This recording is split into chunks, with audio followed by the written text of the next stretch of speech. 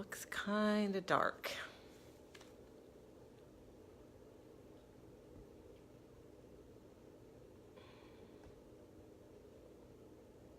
Oh well, just gonna go with it. The lighting is a little bit crappy. Hey Trisha, how are you doing, lady? Have you guys had a good summer? Just checking in because I cannot believe that the summer is essentially over for a lot of us. Hey, lady. Those of us who have kids who are getting ready to head back into schools or getting ready to homeschool or whatever we're doing with our kids, this time of year marks, this coming to an end of summer. And so I just wanted to touch base and check in and share a little bit with you guys how things are going, give you some ideas for things that I did recently that I highly recommend, so that we can have some time together, just, hang out, communicate. Okay. And if the lighting is really bad, let me know. I have another light here. I'm thinking, oh no, that's not good at all. Okay. Perhaps I can do this. Maybe that's a little bit better. Okay. Anyhow, I just yesterday got back from a family trip to West Virginia. And let me tell you why I went to West Virginia, because everybody asks me, what made you choose West Virginia? Last year, in September, when my family was evacuating the hurricane, the really bad hurricane that they were fully expecting to hit my area of Florida, we decided to hightail it all the way up to Ohio because we had a place to stay there, and it just looked like the entire state of Florida was going to get hit, and even Georgia and North Carolina. We just kept driving essentially. And when I was driving home, I noticed that when we drove through West Virginia, the land there just called to me. It actually said, Stephanie, come back under better circumstances and stay a while. The land actually said that to me. So I listen when Mother Earth speaks to me. And so I said, I will come back. Truthfully though, that was truthful, actually. In addition to that, what I was so drawn to was what I could see from the highway, the beautiful rock formations, just exquisite, and the trees. You guys know how crazy I am about trees. So the trees, just so many, and mountains covered in trees. So I like mountains anyway, but my favorite mountains are those that are truly just covered, just blanketed in trees. There's something about that. We all have different areas of the land that bring us peace. And for me, it's mountains with trees, and rock formations and rivers. Oh, love rivers, fresh water, running water, lakes, all of that. So I made a mental note, and then as soon as I could, I actually wrote it in the notes section of my phone that said, family trips to West Virginia. And I like to manifest things very quickly. So that was where I planned our family's summer trip. That's what I was responding to in taking us all to West Virginia. We met up with my sister and her family, and with my dad and his girlfriend, and it was beautiful. We rented a gorgeous home with space for everybody that was right in the middle of the forest, and it was amazing. Where the home was mostly undeveloped, which is so good for my heart, because part of what makes it very difficult for me to live here in Florida is that there really is very little undeveloped land. Everything is built on. So it's either a shopping center or it's residential. There is so little other than the beach, which that itself is built up as well. that you don't see just buildings and homes and man-made structures. And I need less man-made structures in my life right now. I am finding that everything is so deeply affecting me in terms of how we have not stewarded the land well. So going out into this beautiful land was really so good for my soul. And one of the things that I didn't do, but that my kids and my nieces did, was they went whitewater rafting. And while they were whitewater rafting, I went out with my younger child and my sister and her younger daughter and my dad and his girlfriend on a pontoon boat to a mountain lake. And honestly, that was probably one of my favorites of that experience, because the lake water was so clear and it was the perfect temperature, and there actually was a natural waterfall that fed into the lake. So the boat we were on brought paddle boards, like the inflatable kind of stand-up paddle boards. And so we just went paddleboarding around in this beautiful, clear, delightful water, paddleboarding under a waterfall. And the other thing you could do was there were lots of rocks that just dropped into the lake, just rock walls that just went right into the lake. And so the kids were able to paddle up to a rock wall and rock climb on it. And there really wasn't much danger because the only thing under them was water. So if they fell, that's okay. It's just water. And the whole thing to me, I kept telling myself in the moment, I cannot believe I'm here.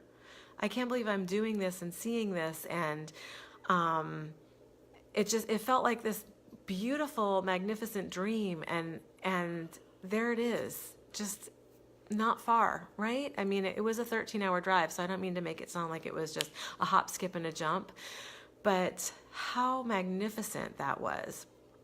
And another day we had this beautiful tour from a couple guides from a nature center that taught us all about the natural landscaping, the birds, the migratory patterns of the different birds in the area. We got to see through scopes and through binoculars these beautiful birds. We studied some of the plant life and the insects and all things earth.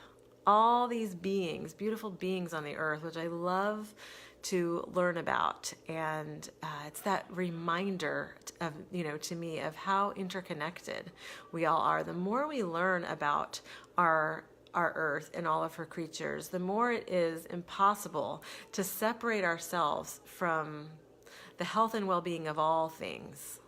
And this is what's just so delicious to me about doing that, because looking at the caterpillars that were going to metamorphose into butterflies, and looking at the plant life, where a lot of some of the lichens that we saw and some of the fungi looked like what I have seen when I go scuba diving in the ocean.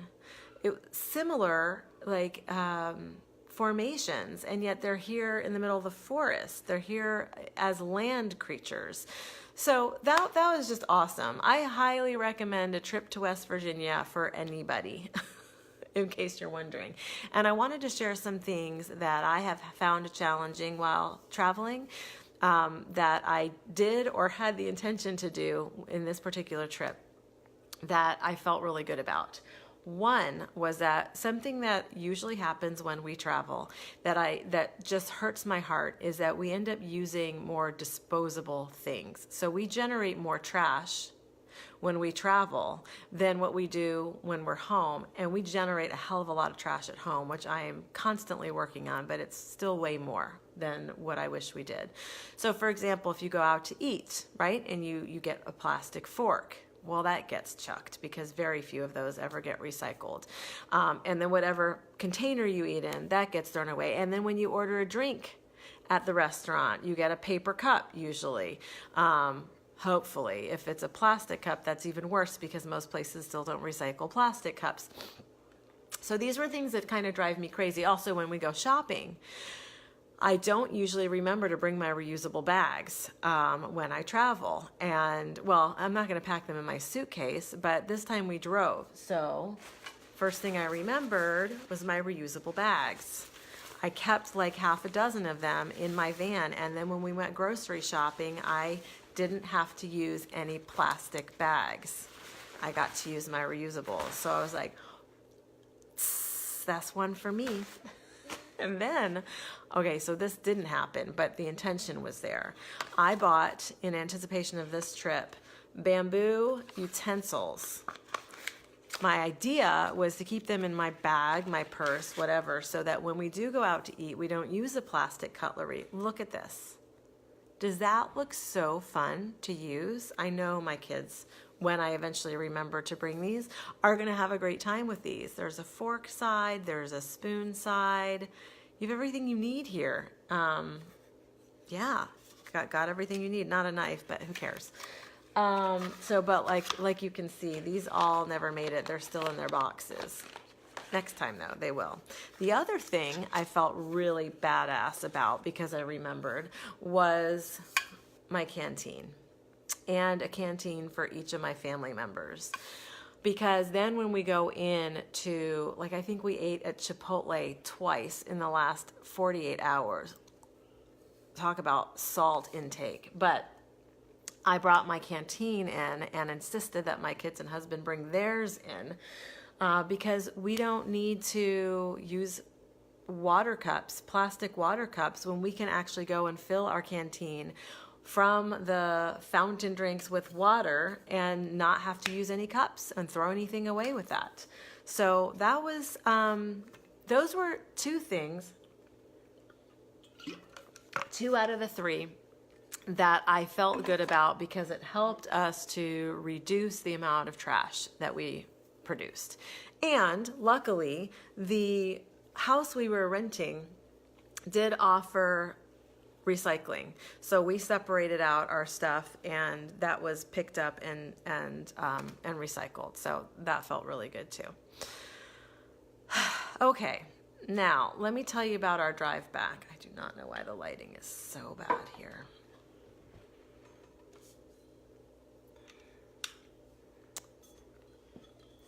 No, I wish I could. I wish I had these like professional. Oh. I wonder if that's gonna work. Okay, I wonder if that's any better. I don't know if anybody's currently watching right now. It doesn't look like it. All right, well, there's some shadow behind me too. Okay. Hey, Suzette! How are you, love? Suzette, is the lighting really bad? Am I really like shadowed and everything? Because I can also do this. Oh no, I'm just gonna leave it on and whatever, it's fine. Okay, so on my drive home from West Virginia to Florida, we split the drive up over 2 days, and I do the majority of the driving for 2 reasons. 1, my husband falls asleep if he has to drive any further than like an hour to an hour and a half. He gets very, very sleepy, so there's a safety issue there. And 2, I am a control freak, so I like to drive. I like to be in the driver's seat, and I like to do the driving. So I did most of the driving, and on our way back, there was this stretch of highway of I-95 that we were driving. It's basically I-95 the whole way. And for miles and miles and miles and miles in the median, which is huge, there's the one side of the street and then the other, and in between is a huge span of land. So like if you tried, even if your car veered off, it would take a whole lot to bring you into oncoming traffic on the other side. There's just, that area was so well padded, I suppose, with this grassy and treed median. There were lots of, medium is me. There were lots of, I miss you too, Suzette. Love you so much, lady. So as I'm driving along, I'm seeing that there's trees cut down for literally miles. Later I found out it's over a span of 33 miles.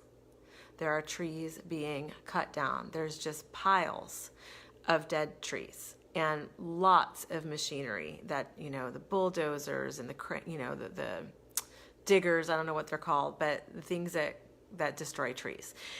And so I'm getting like so upset about this, and I'm feeling like my stomach and my heart get very tight, and I'm starting to get like so deeply sad and then very angry. And I asked my husband to look up what is going on there. Why are there so many trees being felled right here in the median? And he found the Department of Transportation had stated or discussed in an article that so-and-so, like a certain number of traffic fatalities happen on I-95. It's a very high number, I will say. People are not terribly careful with their driving on this highway, and it's a very fast-moving highway, so there are a lot of accidents. There's also a lot of drunk driving under the influence, etc. So however many traffic fatalities were named within a certain span of like a year or more. And a certain number of those fatalities they said were linked to an impact with a tree or trees. And so their really brilliant solution was to cut down the trees.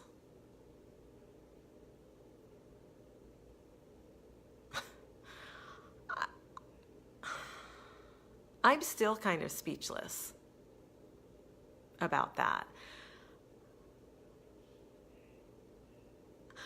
I may not know all the details about what went into this decision, but what was provided is so insufficient and so asinine, if you ask me, in my opinion, as a reason to cut down these beautiful trees. They're big, they were mature trees, lots of pine trees and who knows what other types, and they're healthy.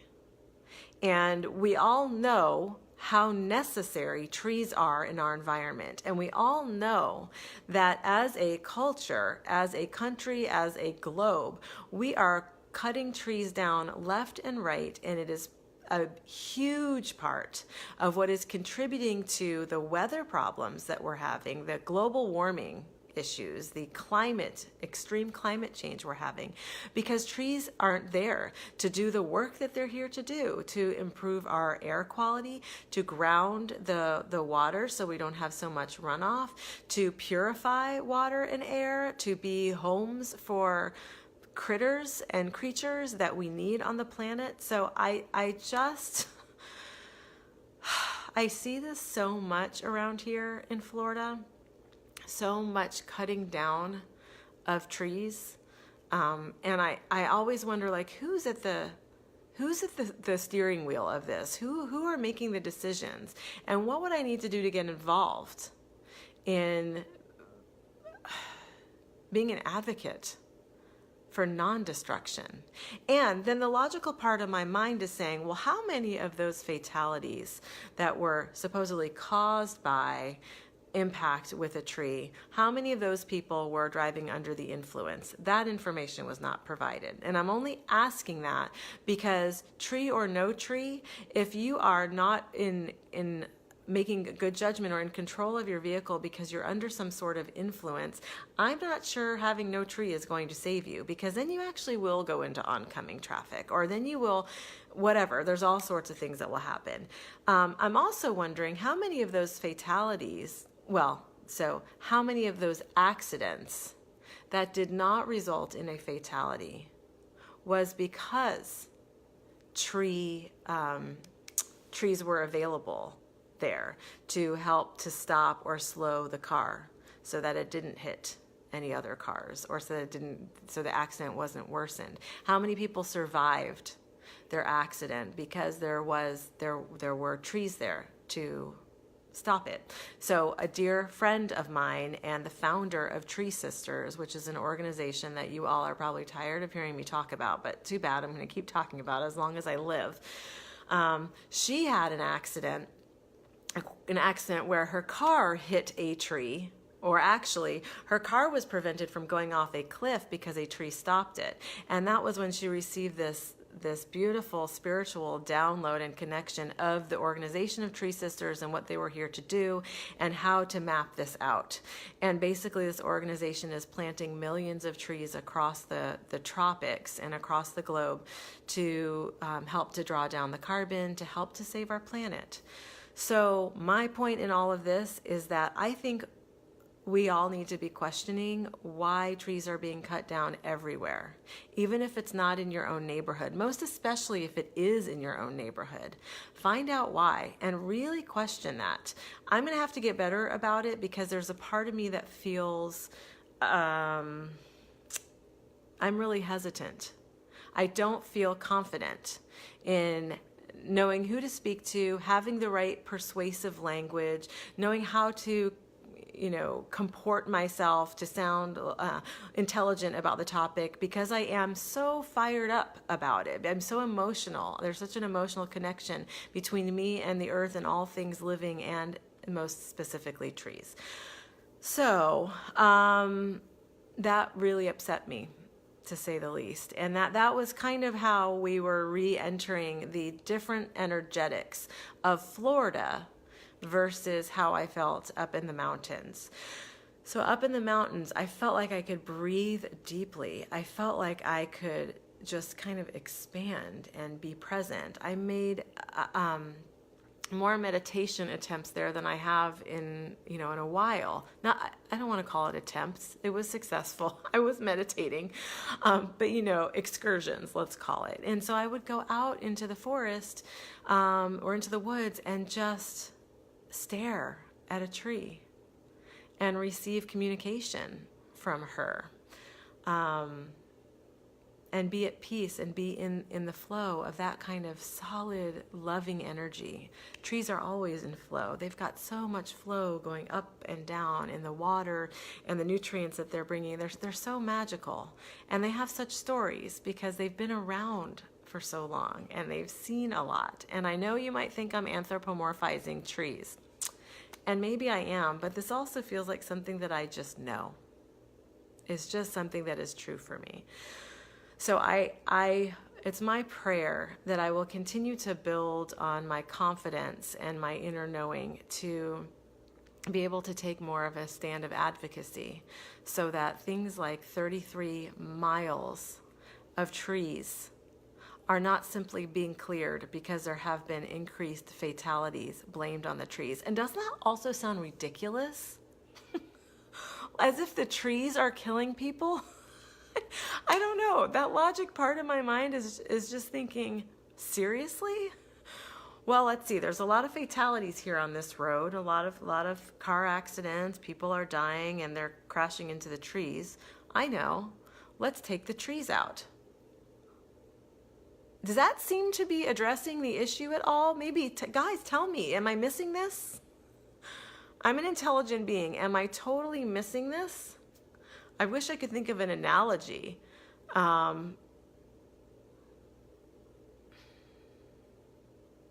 don't know. I can't really think of an analogy that goes along with that. It just seems nutsy to me, really, really nutty. And of course, the end result is more environmental degradation and destruction. Those areas where the trees had been felled for quite a while, they were totally brown and dead. Those areas were filled with mud and muck because there's nothing to drain the water. There's nothing using the water.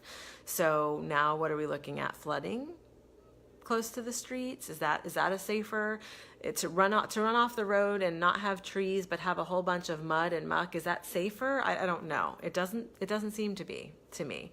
But again, I haven't really studied highway safety, not a big interest of mine. I just want to protect the trees. So that's all, my dears. Just a quick little check-in. I hope that all is well on your end of the world. I'm wishing everybody a smooth transition from, we're going to have summer heat here for quite a bit longer, so we won't be transitioning out of that. But I'm wishing you a smooth transition into whatever phase you're entering right now. And I'm looking forward to staying much more connected now as I get back into my regular routines. I've got some really amazing fun trips that I am planning with this coming school year. I'm putting together a trip to Houston, Texas, and Austin, Texas, to share my work, to teach some workshops on intuition, as well as do some group channeling events. So if you live in either of those areas and you are interested in hosting something, please message me. I would love that. I'm also planning a trip I'm going to be heading back out to San Francisco for a family trip, but also to do some more, to share my work with some already existing clients there and hopefully some new people that I will be meeting. And I'm gonna drive from San Francisco over to Reno to hang with a new friend of mine that I met through the Pachamama Alliance Global Gathering that was in Petaluma a few months ago. So I'm excited to see Reno. I've never been there before. It's pretty desert, so I'm gonna need a lot of moisturizer. And so I'm gonna stay hydrated by bringing my canteen.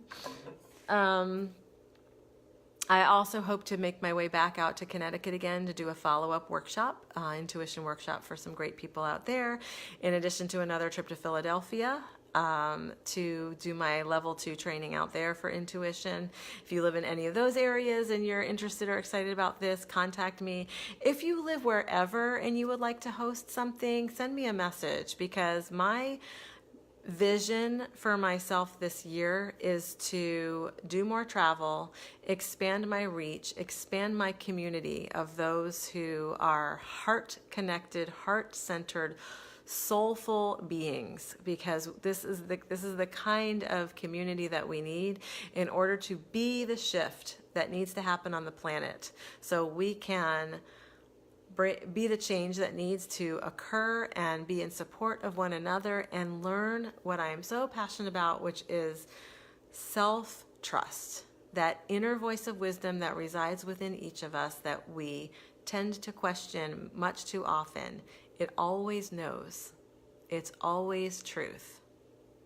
And if I can help to teach, to demonstrate, to exhibit that, and to help others build confidence in that way, then we will be living on the kind of planet that I really crave, which is one that is guided from a deep place of wisdom, from divine guidance, which is not outside of us, even though I look up instinctively when I say that. It's not out there. It's in here, and we are vehicles for it and channels for divine loving wisdom all the time. So with that, I send you much love, and I can't wait to chat again. Mwah! Good night.